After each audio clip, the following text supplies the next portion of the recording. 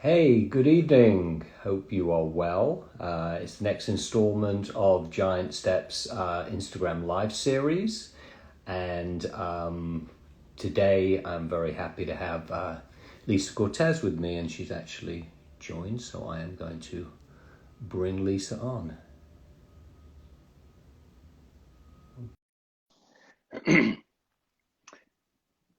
Just waiting for Lisa to join me.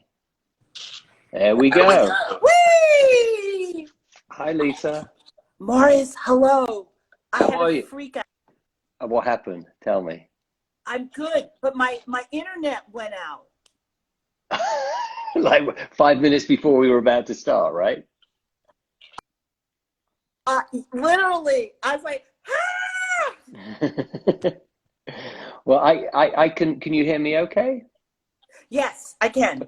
Perfect. Well, we've got people joining. I'm really happy that you're joining me today on this. For those who don't know, Lisa Cortez is an Academy Award nominated, Emmy-winning producer and director, and the founder of Cortez Films. But you're that and so much more, Lisa. So today I want to get into it and really talk to you about sort of what you've done in your career and all the amazing contributions you've really made to I'd say culture and art. Whether it's musical films. So I think we should get right in it and. I like to start at the beginning. So tell us, Lisa, about sort of your growing up and how you got into music and then eventually into film. So where did you grow up? I grew up between Harlem and Connecticut, and I grew up between. Well, it's like keep going out. Okay. Um, just a really rich cultural stew that my parents gave me. My dad is from Colombia, Afro-Colombian, rich musical tradition of cumbias and Latin culture and African culture. My mom is African American from here. But music, I think at times my parents didn't always speak the same language, but music was the language that we all spoke and connected. So whether it was, my mom always used to say she would put on Ray Charles, Ingredients in a Recipe for Soul, and she played it 2 times. She could get the house clean by then. And, Wow. Whereas my father was rocking, Day and Seya and Latin All-Stars and funk, gospel, and poetry. Which were some of the poets? Which were some of the poets that he was playing? Well, it was more my mom. She had come from that tradition of reciting, poems in cottons at her church. So could it be anyone from Langston Hughes to Conti Cullen to Gwendolyn Brooks, and later on you have the last poets entering in, and so I think what I got from them is that this whole idea of that Black folks are not a monolith, and we are communicating, telling our stories, and furthering our narrative in so many ways internationally. I saw that big connection, from a very early age. I was very much into musical theater, a very young girl. And then when I went off to college, at a certain point, I always was singing with a band. I had little jazz trios. Where did you go to school? Where did you go to school?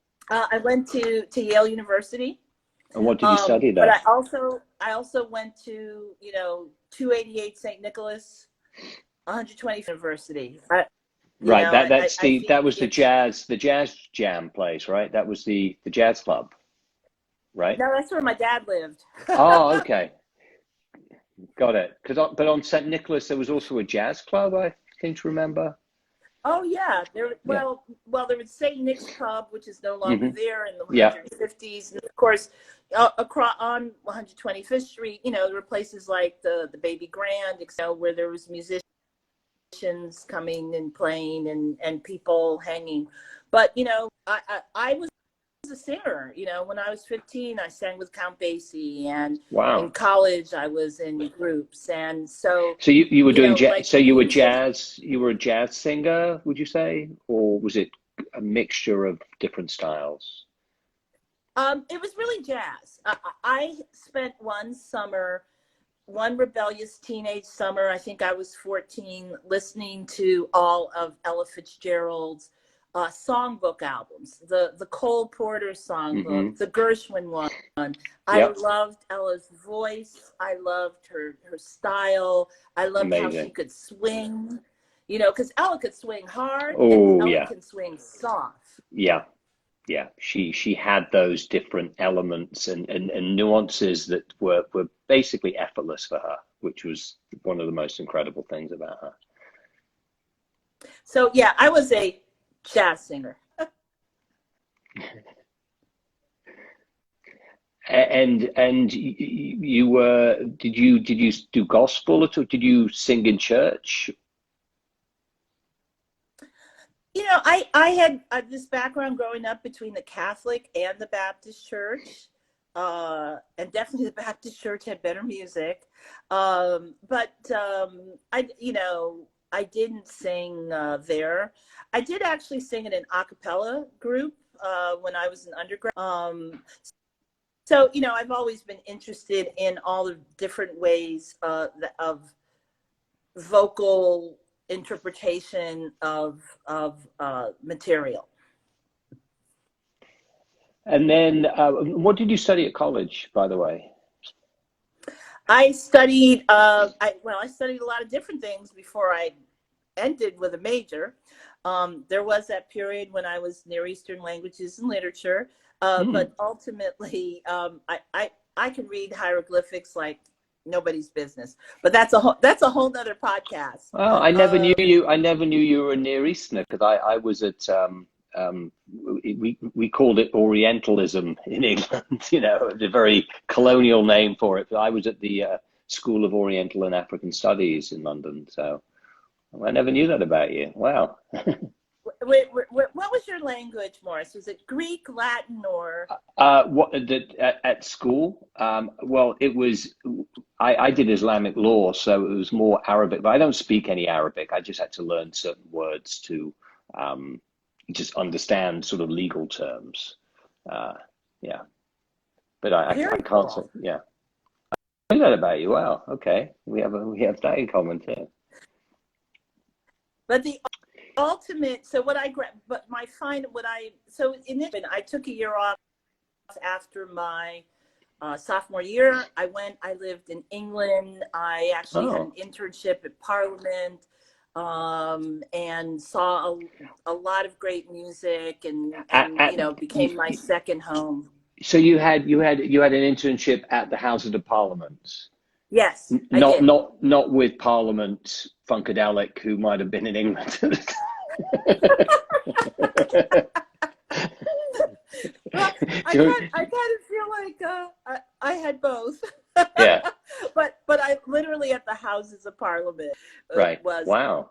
this crazy time, and just you know, I just took that year off to reset, and when I came back, my major was in American Studies with a concentration in African American literature. Oh. And then you went back to school, and then when you left school, how did you, I mean, obviously you went into you went into music, right? Straight from school, or there was another twist in the tale? Well, I was in a band. Well, okay, I went to law school for a day, and then I was in a band. And a dear friend, Lisa Jones Brown, she was putting together a magazine called Diva, and she said, "Hey, do you want to write for the magazine?" And I was like, "Sure." Ideas, and she's like, "Well, you know, like, you're into hip hop, because I just was like a hip hop head from day one. And I was like, what about women in hip hop? Like, no one was writing in the the late 80s about women in hip hop, but we have always been there. Culture, from the beginning, when the first party happened, Kool Herc's sister threw the Yeah. party that Yeah. he DJ'd at. And Yeah. so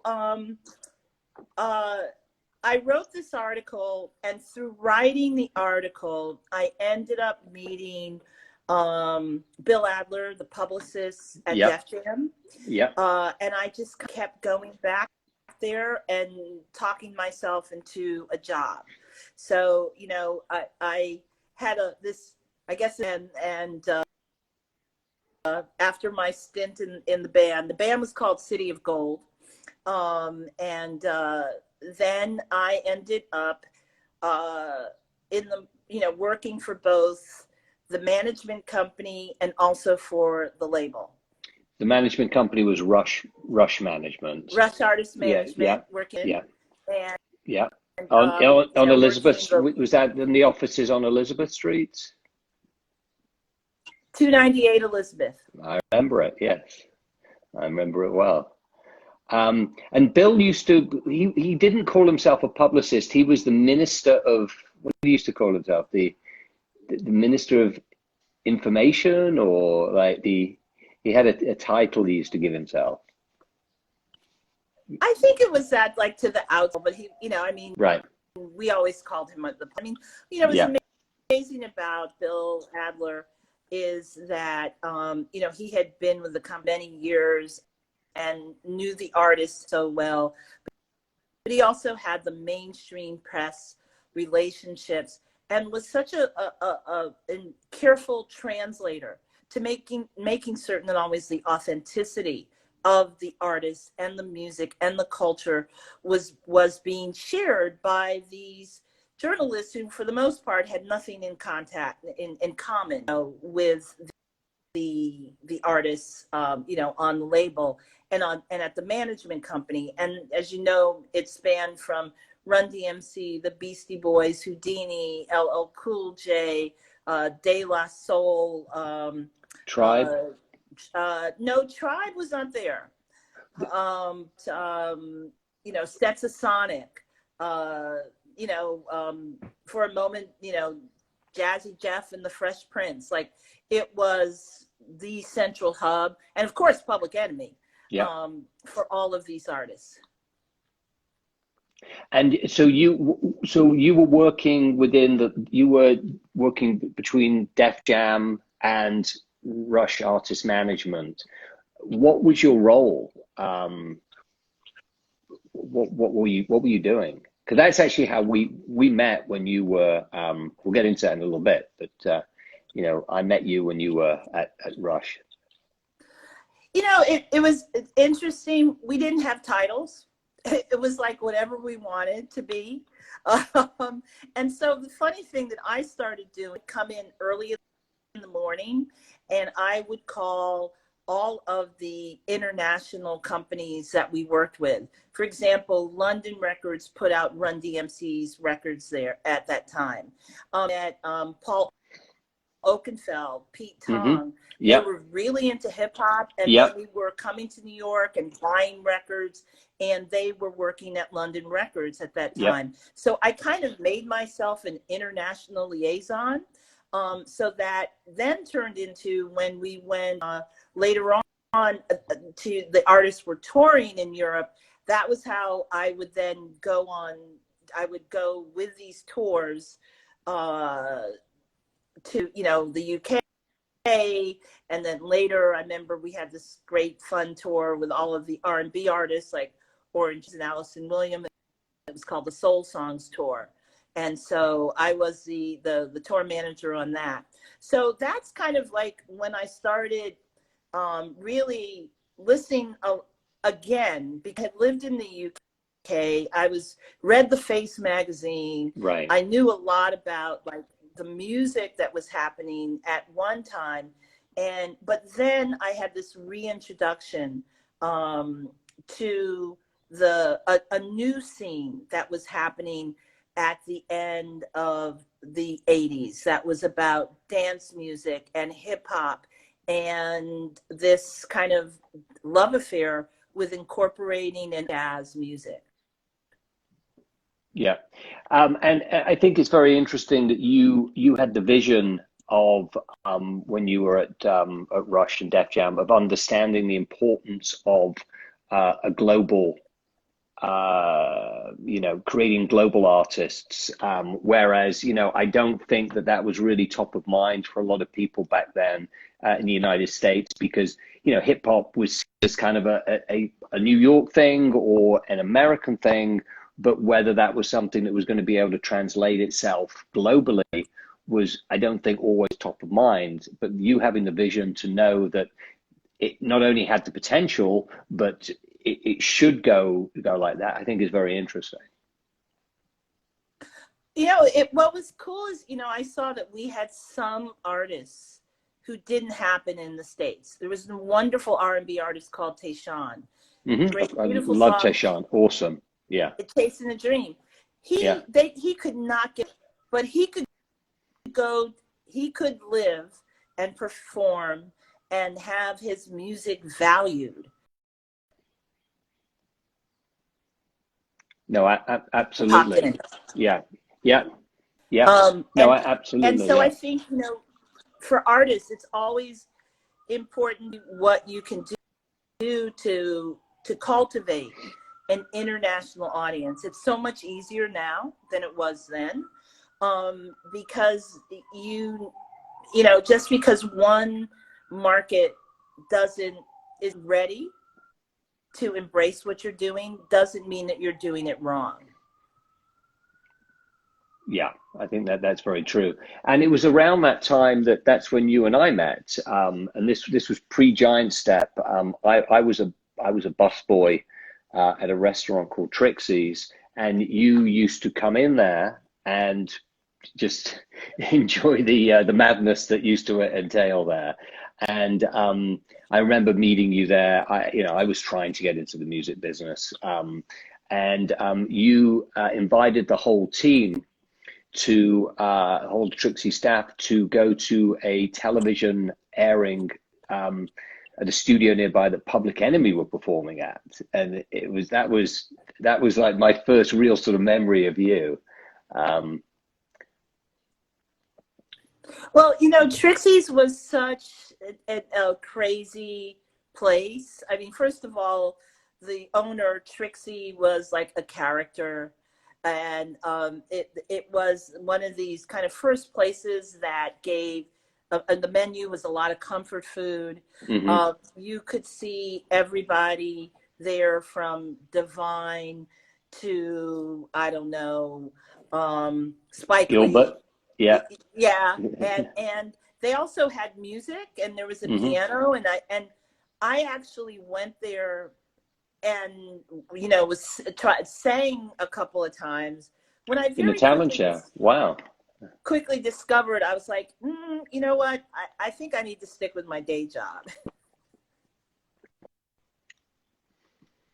And that's when you sort of gave up music as a career and focused on really working within music.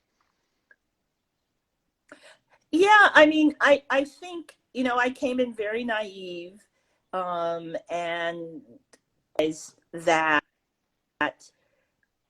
to have a career as an artist means that so many stars need to be in alignment.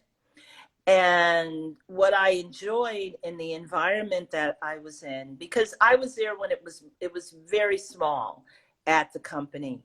And there was this freedom and fluidity, and like, there were rules, Right. and if anything, what we were all about was respecting the integrity of the music and of the experience of the culture.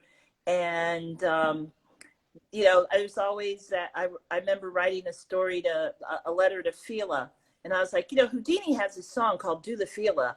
and you know, we should do, you guys should give an endorsement. And I wrote it a little bit more eloquently than that. And they were like, well, you know, we've tried to do things with Sheena, it hasn't worked out. And I wrote back to them like, Houdini is not Sheena Easton, and they speak to a whole nother. You could do things like that. I mean, it was really wonderful to then work on the endorsement deal that Adidas did with Run DMC, which was huge. I mean, that literally saved Adidas. You know, they were, you know, yeah. And so that's kind of when the American studies, looking at culture and the impact of youth culture, all of that kind of informed, you know, conversations and letters written to convince them, because it wasn't an automatic yes. There was a great guy, Angelo Anastasio, who really believed in it. He saw it, you know, the impact of the artists and what they were wearing and that brand endorsement. But it took a minute to convince the folks in Germany to buy in. But what I loved at this time, when you, going back to your question, like, what was your title? Get in where you fit in and create things. And I'm going to be the international person for a moment and connect here and you know, go visit Colombia in the afternoon. And then ultimately I created a company there called Rush Producers Management, where I represented all of the incredible producers affiliated with our artists, from Larry Smith, who had produced Run DMC and Houdini, of course, the Bomb Squad, who worked with Public Enemy, Daddy-O, Prince Paul, Mark the 45 King. Oh, wow. You know, these were all the producers that I started representing and introducing them to other companies and getting them, you know, a variety of gigs, from publishing deals to remixes and all of that, you know, an expansion of their voice and, you know, imprint on things.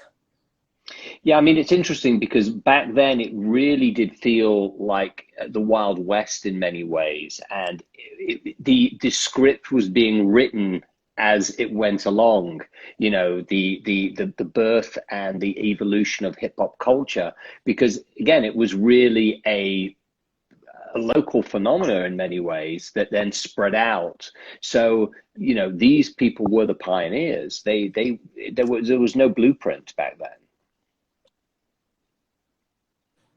Yeah, and I think that was, you know, there was always that shock when you were dealing with the corporate structures. You know, you had to kind of reset and reorient your approach at times.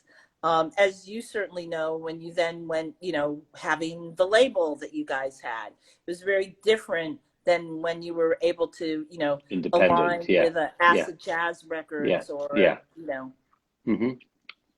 Yeah, yes, definitely. When you know, in you needed the corporate partner because of all the things that you couldn't, distribution, manufacturing, you know, marketing, or, you know, these things were important back then. Things have changed a lot now, which is good. But yeah, you had to work with that beast. It was, yeah. And so from Def Jam, what was your next move after Def Jam and Rush? So I was working with all of the label producers, who were the hottest producers at that time, and wonderful guy Gary Harris introduced me. Gary, rest in peace. Yes. He introduced me to Ed Eckstein. Ed Eckstein at that point had a label called Wing Records. Yeah. Tony and Vanessa Williams, and which was at Mercury Records. So I was offered this incredible opportunity to become an A&R person at Mercury. And Mercury, Ed, you know, a music legend. He worked with Quincy Jones before that, right? At Quest, I think. He'd done some work with Quincy, and also obviously his father, It was an absolute The legend. great Billy Eckstine. Yes. Um, and it was interesting because I don't think, was there another African label head back then of a label that was, because Mercury had Bon Jovi on the label, it had a lot of different, I think Rush were on the label, a lot of different artists were there. So was he the first, or am I? Well, as a label president at Mercury, it's interesting. Quincy Jones had been a VP of A&R at Mercury back Way back when, in the yeah, day. yeah. Mm-hmm.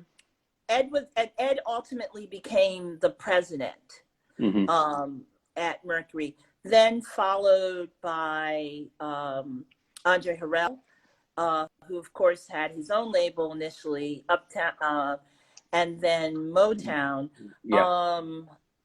And of course there's Sylvia Rhone.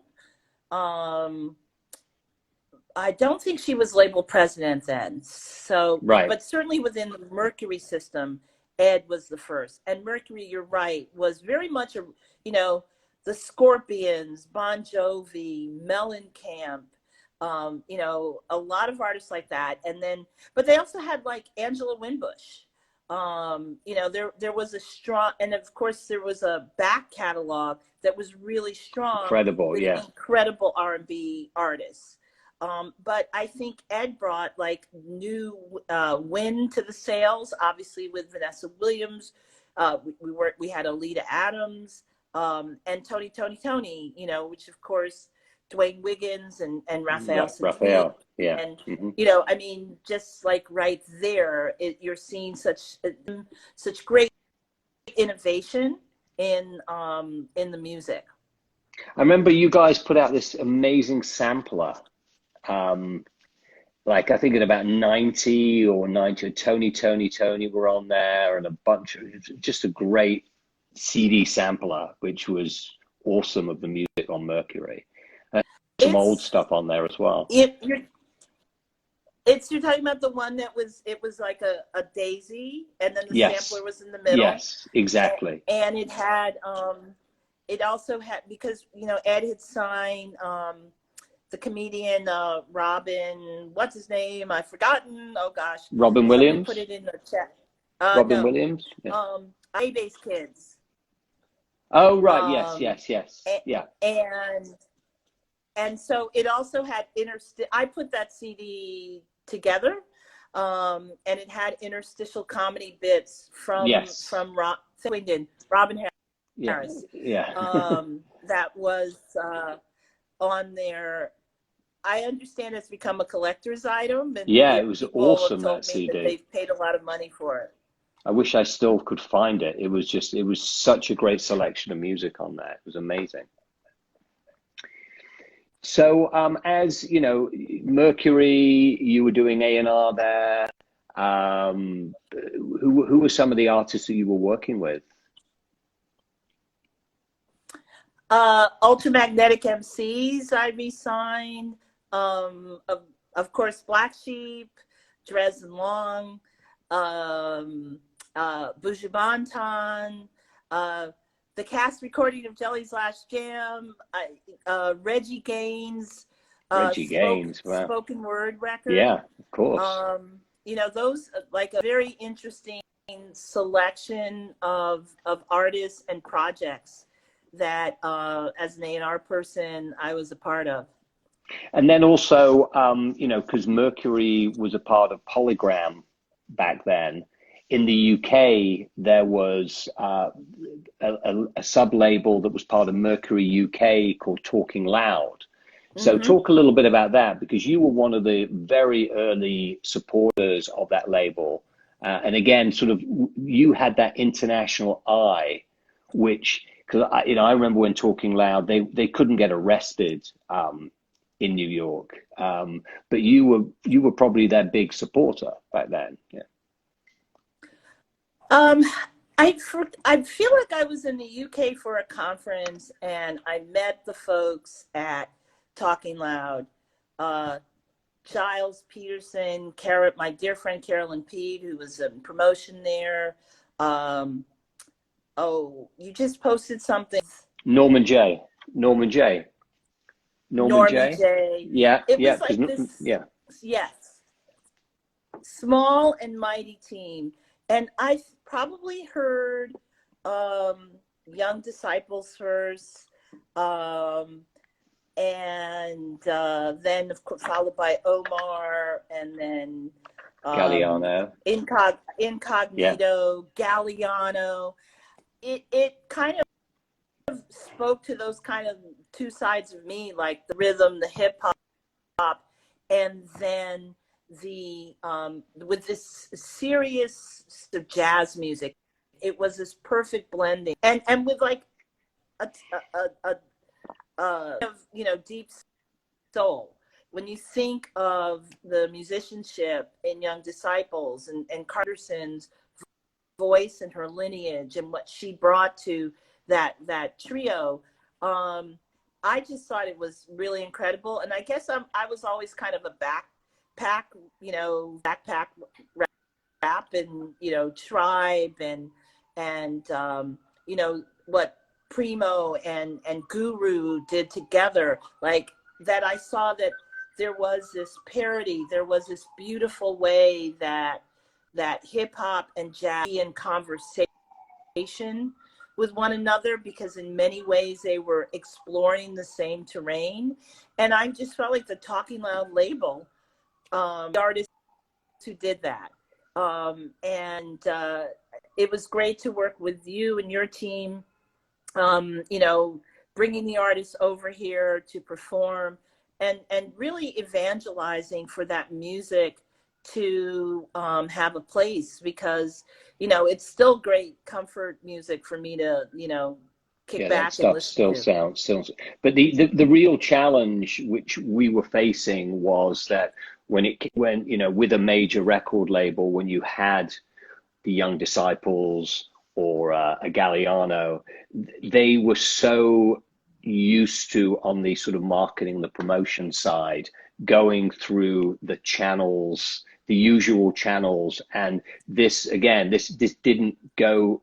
Now you're able to be a multi-channel, multi-genre artist, and everybody gets it and they know what to do with it. Back then, if it didn't fit into that little pigeonhole, they just did not know what to do, and they'd be scratching their heads, and it was easier for them not to do anything. And I felt it was a constant battle of just trying to, take a chance, like take it to urban radio, see what happens. I mean, like I think a lot of resistance back then, I used to find. You know what I mean? That's the plus and the minus. It's so performance based, in terms of, how many ads did we get? Are we, how many spins did we get? And in those type of settings, there's not a lot of space for development. I'd love to say that where we are now is because in terms of acceptance and, these artists who are mixing so many different genres together, is a result of the seeds, though, that were planted then. Agreed. Those artists actually now in many cases have greater followings and rediscovery than when they were released. Yeah, no, absolutely. I mean, I think it definitely, you've got to have sort of like the people who laid the groundwork for the ability to, but it was very tough. And because there was no other network. And I think one of the things that we managed to do is we had to create our own network on a global level, because we were never going to get onto mainstream urban radio. We were always going to have a problem, trying to get mainstream retail to accept us, because, they're all about shifting units at the end of the day, and the same with the sales team. And so I think a lot of people's careers suffered to make the ability for this shift to happen. So I think that's absolutely correct. But the cool thing that came out of it was, I think, two things that really hit me talking to you. One is community. Like, we developed community. We figured out, if I'm going to Oakland, if I'm going to Birmingham, if I'm going to Tokyo, who are the people who are supporting, who might not be on the radio. They might have the cool clothing store that, Correct. can do cocktail hours and pop-ups. And I think cool how that then has turned into this kind of, marketing approach, where we look at a culture and figure out what are the different touch points and entryways that we can build a brand from, which I think is one of the genius things that you've done at Giant Step. Yeah, thank you. I mean, we had to, because you're absolutely right. It was about going into a market and what's the coolest clothing store that is selling, the cool streetwear. What's that little independent record store that might be no bigger than a closet, but the people who go there are the people you want to get to. What is that little club? What is the radio station, that college radio station? And from there, you build that network, you join the dots, and then all of a sudden, you have this real connection and community, and that grows. Again, this is all before internet and social media. It's a lot easier to join the dots now. But yeah, I totally agree with you. So, from you then set up your own independent, you set up your own imprint label, Loose Cannon, right? Which was the same time that we had because we were kind of like, we were frenemies when we had our labels, I would say, because we needed to support each other, because there were few people who had the vision and the thinking that we had. But also we were going after a lot of the same artists because we knew what talent was. So it was quite funny back then. We as we were, we were laughing about last week when we were talking, we would have our own little bidding wars with each other. And instead of it being a major label bidding war, it'd be like, I'll raise you $10, I'll raise you $11. Yeah. Damn, I'm out, so. But the incredible artist, Lisa Anderson, yes. was amazing. Someone I remember that we were both super passionate about. Oh my God, yeah. And you won. You beat me to it. So, $15. Yes, yeah, I know. I couldn't raise it above 14. So yeah. So you left the music business and you decided to shift into film, right? It was like you just had enough and went into film. Was that an easy shift to make, or was it something that you found as a very natural next step for yourself? I think I got to a certain point and, in that environment, it was challenging and it was time to move on. And I kind of lost the joy of being in music. And I really reset my life on all levels.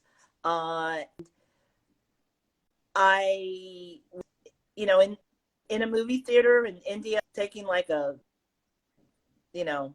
off the grid sabbatical, and I didn't know what they were talking about in the movie, but I knew what was happening, and I was like, that's where I want to go. Because I was yearning and seeking a bigger platform to communicate, to tell stories, to elevate different voices.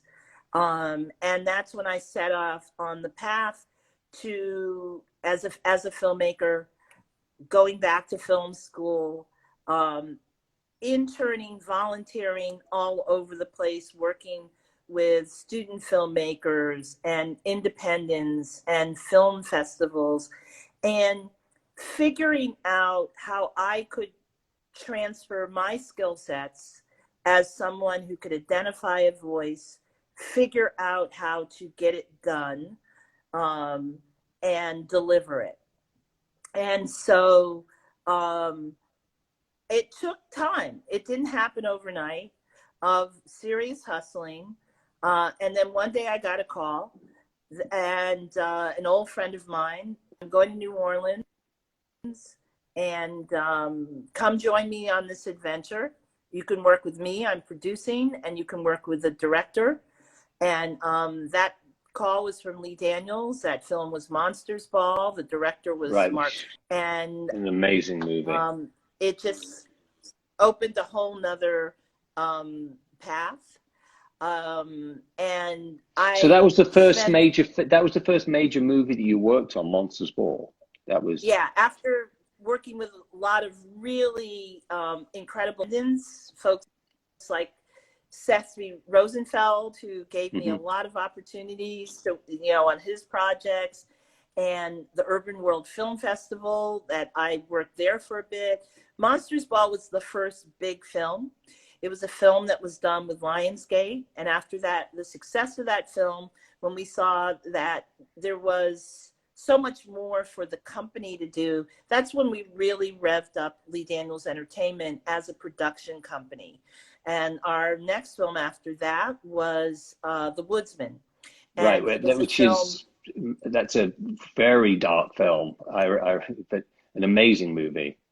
Kevin Bacon, right? Kevin Bacon. Yeah. Mos Def, who Yep. I had worked with on the music side, who was then in Monsters Ball, because I was like, guys, you got to look at this guy, Mos Def. He's amazing. He's, he can do anything. So we did 2 films with him. Eve is in The Woodsman also. And David Allen Greer, Benjamin Bratt. And so that was when the production company came to, it was like being back at Def Jam again. Like we raised the money, we sold the rights internationally, we told the story we wanted to, and sold it afterwards. I just love that spirit, and all of the film, and the 10 years that I was producing with Lee, and that like I could transfer my skills as a visionary, as a producer, from music to film. And you haven't mentioned one of the most amazing films that you did with Lee, which was Precious. Years right? in the making. It was a film that we fell in love with when it first came out in the 90s. Very brave film to make. It was a very brave film to make. But nitty gritty, raw and real. I think there is a tremendous very much so. need for content that is authentic and heartfelt. And after Lee's directorial debut, Shadow Boxer, that I produced, the author of Push, which is the book that Precious is based on, was like, you know what, I'm down. I'm going to give you the rights. And we set off and we to have found Gabourey Sidibe and her incredible talent and beautiful heart, to really center and be the emotional spine of. And of course, I remember. I remember seeing. Yeah, Monique was incredible in it too. Yeah, I remember seeing it at the New York Film Festival. I think it was the New York debut of the movie, and the after party at the Plaza.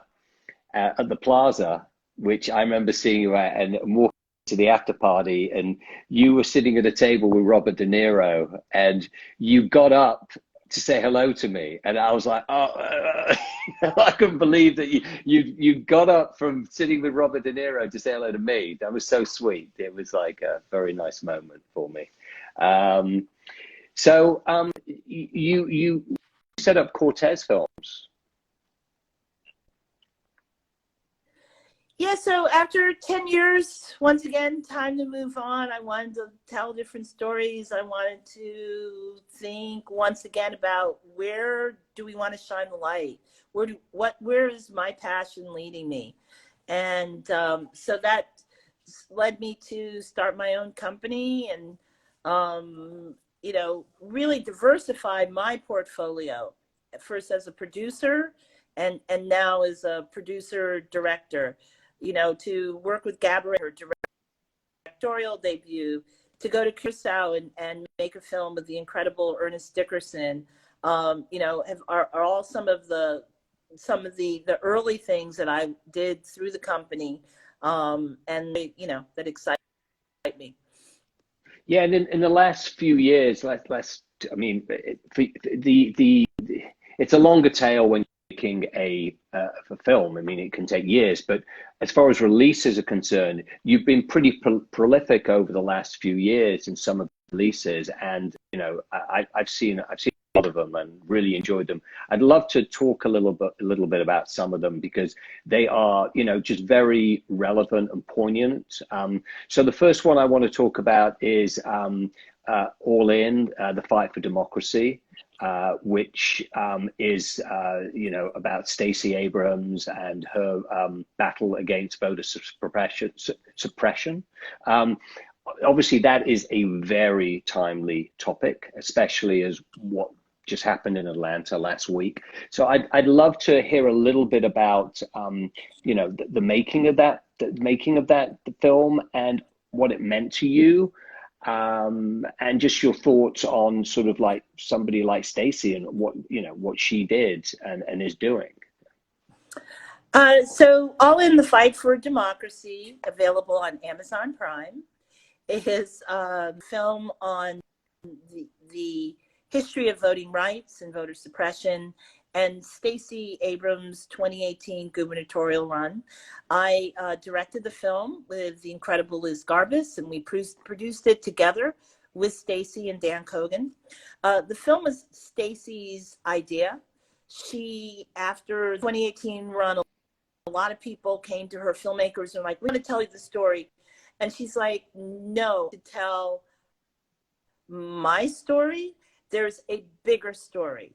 And she also felt that, if people didn't like her tree in the forest, it might keep them away from understanding this history, but also understanding what progress could look like. I could not turn down the invitation to join this dream team. And, I am so keenly aware of the shoulders that I stand on. My parents, my grandparents, etc. They've been freedom fighters and warriors on both sides of my family time. And this was my attempt to continue through my art and my activism. And in a really powerful intersection, not only with the film, but also with the impact campaign that we developed. And, we've been able to reach like 80 million Americans with the film, with the campaign. Are not aware of. My phone went off. Sorry. Go ahead. Sorry, Lisa. Okay. But also what in our communities, what we can do. Voting rights, voter suppression, it's like a monster movie. You think you've cut the head off of the monster. You think with the passage of, the 15th Amendment granting the franchise to African-American men and Reaction, that progress was being made. And then, of course, there's the pushback and the violent intimidation and the rise of the Ku Klux Klan. And cycle keeps going on and on and on.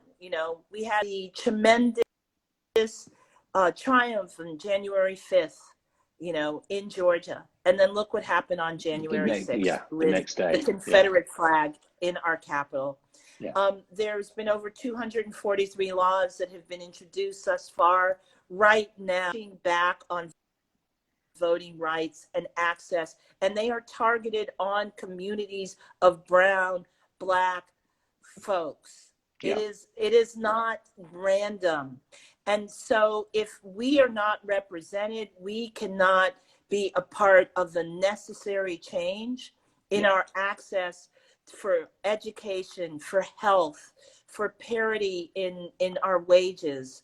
You know, so as you can tell, this film is very alive for me, because not in the past tense. It is very much in conversation with this moment that we find ourselves in now. Yeah, especially what just happened in Georgia. I think it was last week or early this week, where they're literally, you know, the changing of the laws. We don't have a lot of time, and there's so much more I want to talk about as well. So I wanted to just talk to you a little bit about two other documentaries that you did recently: the Remix, Hip Hop and Fashion, and then also the Apollo Theater. So you know, the Remix, the Hip Hop Fashion, really was maybe going back to your roots when you were at Def Jam in many ways, because these were people who were working while you were working in many ways, you know. So talk a little bit about that, and the you know, the two people who you focused on in that, you know, Misa and April. Yeah, so the Remix, Hip Hop times Fashion, which is on Netflix, is about kind of the untold story and the contributions of women in hip hop fashion that also influenced global fashion. Misa Hilton, Absolutely. April Walker. And it's part of, you know, I think you can see I get these obsessions up. So, you know, I started this obsession about, I wrote this article about women in hip hop, you know, and then it was way kind of back. like, Yeah. I want to make certain that, you know, our stories are always being shared, and that, you know, the history is written to encompass. And that was the journey on with that. You know, it's so interesting when you start to connect the dots of, you know, the innovation and the design, and then how this design from April, from Misa gets co-opted. They're not given credit. But I think there's, you know, the full circle moment. I'm so happy with what Misa's doing with IMG, and what April is doing with her line, and just this new focus on what's happening with their talent. But you know, it's you know, the Apollo is a doc directed by the incredible Roger Ross Williams. It's on HBO. Looking at, and I went to see it at the Apollo, which was great, actually seeing it at the Apollo when they showed it. Yeah, I was so happy you came, and it was really special. That was a screening we did for the community. And, you know, with the Apollo, it's not only the story of this institution, but it's also about the intersection of our voice, about how, you know, our music, our art is connected to our struggle. And we are resilient, and we find ways to express our pain and joy in equal parts. And for me, I can never separate the art, because I think they both feed off of one another. And I think, you know, when we look at the music, when we look, you know, championing, you know, jazz funk artists or reggae artists, or, you know, things that might not be mainstream but ultimately become mainstream. I'm really honored to be able to have had the trust of so many artists in different genres and modalities of creating, to you know, rally and find platforms to tell their stories. And to make certain that the history that's told is from a unique perspective, a perspective filled with lots of heart and love, but that is authentic to the individual, to the culture. Yeah, and I remember watching the Apollo film. I learned so much about the Apollo because it's kind of, you think you know about that institution because you look at the walls and you see all the pictures of the different artists and the mosaics and everything. But that documentary taught me like a lot. It was fascinating. I loved it. Yeah, we only have a couple of minutes, and I really want to.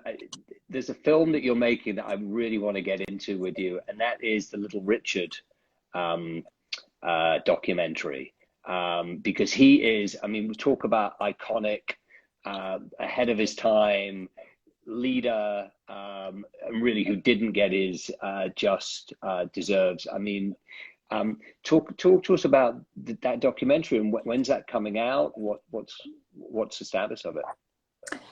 Little Richard, I Am Everything is a great passion project. It is part of the desire to reset history and provide a lot of information on how Richard is, you know, his important part of the structural integrity of rock and roll. You know, Absolutely. He is the mother, father, king, queen. As he said, I am everything.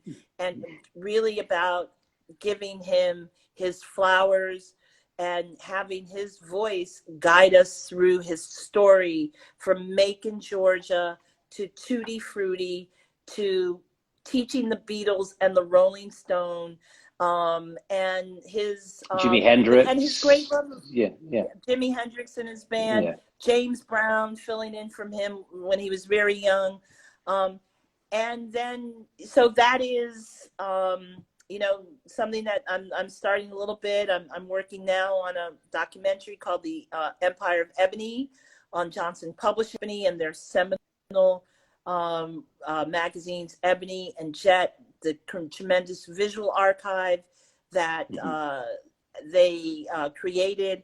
And, you know, once again, what it is to be a Black capitalist, a Black entrepreneur, as Eunice and John Johnson were, and how they rewrote our history, representation of the souls of Black folks through their work. Yeah, and those magazines, iconic magazines, which, you know, again, were, you know, trailblazing. And yeah, I think I went to the Ebony offices in Chicago a few years ago when my friend Amy was there, and just looking at the walls and looking at the covers was just, it was mind blowing, you know, just to see how they, you know, that was history, you know. They had a building. Mr. Johnson bought the land. He built a building designed by a Black architect. That's, you know, there's not many other people who've planted a flag like that. No, I mean, so when are you planning to release these? 2022. Awesome. Well, Lisa, we have like I think a minute left. Is there anything else you want to add that you didn't get a chance to say? Well, I want to thank you for your friendship and support through the years, and for being in the struggle to broaden the voices and artists who have had a platform.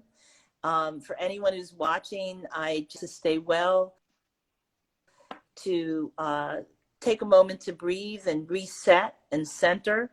And I look forward to seeing you all on the dance floor really soon. Me too, absolutely. Lisa, this has been amazing. You are an inspiration, and I can't wait to see you know, the Little Richard and the Johnson documentary, and everybody go and see you know, the remix and the All in the Fight for Democracy, Stacey Abrams as well, and the Apollo documentary, because they're all awesome. Thank you for joining, everyone. Lisa, thank you again, and we'll see everyone soon. Take care. Bye-bye. Bye. Thank you. Bye-bye.